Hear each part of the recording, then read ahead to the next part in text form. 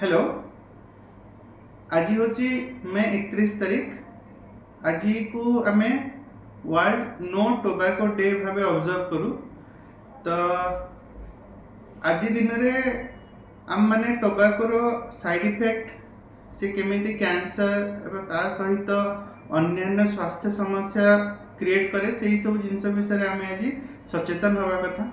तो विश्व स्वास्थ्य संगठन बा WHO प्रति वर्ष मे मास 31 तारीख को वर्ल्ड नो टोबैको डे भाव ऑब्जर्व करिया को घोषणा करछि।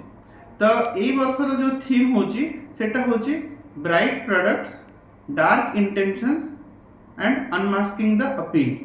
ता माने होची एया जे जो तंबाकू शिल्प अछि से हमर छोट जो युवा वर्गर छोट छुआ माने एवं युवा वर्गर बेसिकली जो माने अछंती से माने जो तंबाकू प्रति तार जो एडवर्टाइजमेंट देखी से एडवर्टाइजमेंट जो साइन अच्छी तार जो गोटे चार्म अच्छी ताकू देखी कि आमे प्रलोभित हो जाइथौ जे आमे तंबाकू सेवन करबा।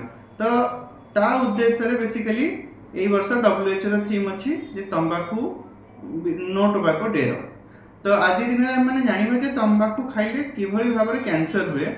तो तंबाकू रे जो निकोटिन द्रव्यटी थाए तो से निकोटिन जाई आम ब्लड रे मिसे एवं ब्लड रे मिसला परे ता जोगु कैंसर उत्पत्ति होता है।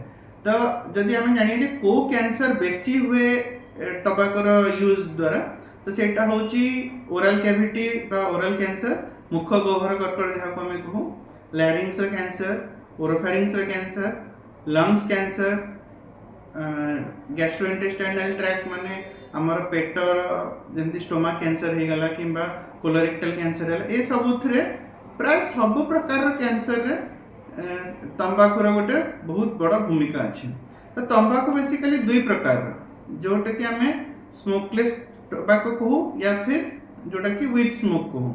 तो जोटा कि आम सिगरेट बा बीड़ी रे करथो सेटा धुआं वाला थाए एवं जोटा को आम जो टोबैको को आम खाद्य बटे खाई था जमीती कि जर्दा पुड़िया रे जहाँ को खाई था तो सेटा दिजन जाक भीतर किसी से भले डिफरेंस नहीं, दिजन जाक सेम कैंसर को कॉज करती ताको छाड़ी देले अलगा पल्मोनरी प्रॉब्लम मध्य क्रिएट करथांती जो कि COPD हो गला किछि हार्ट समस्या मध्य करंती।